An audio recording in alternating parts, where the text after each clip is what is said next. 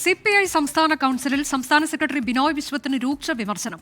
സംസ്ഥാന സെക്രട്ടറിയെ ഭയം പിടികൂടിയെന്ന് നേതാക്കൾ പറഞ്ഞു. സമ്മേളനങ്ങളിലെ മത്സര വിലക്ക് പാർട്ടി ഭരണഘടനയ്ക്ക് വിരുദ്ധമെന്നും വിമർശനമുയർന്നു.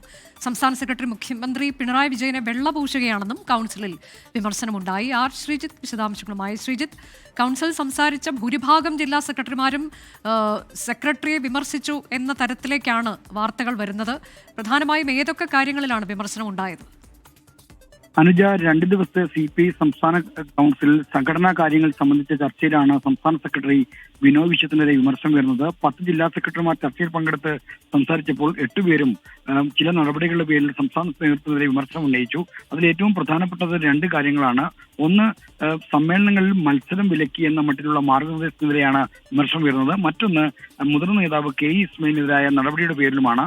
മുതിർന്ന നേതാവ് KE ഇസ്മായിലിനെ പാർട്ടിയിൽ നിന്ന് സസ്പെൻഡ് ചെയ്ത നടപടി ലഘൂകരിക്കണമെന്ന് 6 നേതാക്കൾ ആവശ്യപ്പെട്ടു.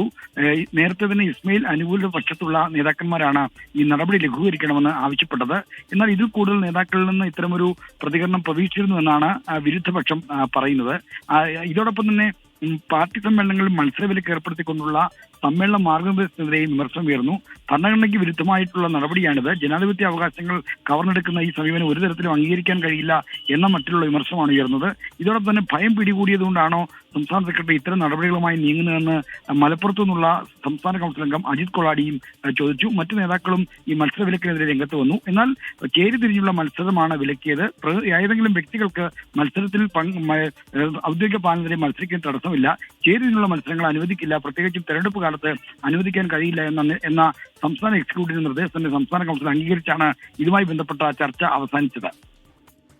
ഒപ്പം തന്നെ പിണറായി വിജയനെ വെള്ളപൂശുന്നു എന്ന തരത്തിലൊരു വിമർശനം കൂടി ഉയർന്നിട്ടുണ്ടല്ലോ ശ്രീജിത്ത്, അതേക്കുറിച്ച് കൂടി. തൃശൂരിൽ നടന്ന പാർട്ടി കൺവെൻഷനിൽ മുഖ്യമന്ത്രി പിണറായി വിജയനെ ഒറ്റപ്പെടുത്താൻ അനുവദിക്കില്ല എന്ന തരത്തിൽ സംസ്ഥാന സെക്രട്ടറി ബിനോയ് വിശ്വം പ്രസംഗിച്ചിരുന്നു. ഇതുമായി ബന്ധപ്പെട്ട വാർത്തകൾ പാർട്ടി മാധ്യമങ്ങൾ തന്നെ വന്നിരുന്നു. അപ്പോൾ പിണറായി വിജയനെ ന്യായീകരിക്കാനും വെള്ളപൂശുന്നതിനുമായാണോ ഇത്തരം കൺവെൻഷൻ പാർട്ടി പരിപാടികൾ സംഘടിപ്പിക്കുന്നതെന്ന് എന്ന വിമർശനമാണ് ഈ സംസ്ഥാന എക്സിക്യൂട്ടീവിൽ ഉയർന്നത്. നാളെ LDF സർക്കാരിന്റെ 4ാം വാർഷികവുമായി ബന്ധപ്പെട്ട പരിപാടികളും ഈ സംസ്ഥാന കൗൺസിലിന്റെ അജണ്ടയിലുണ്ട്. അതൊക്കെ മുൻനിർത്തിയാണ് ഈ മുഖ്യമന്ത്രിയുടെ നടപടികൾക്കെതിരെയായ വിമർശനങ്ങൾ ഉയർന്നു വന്നത്.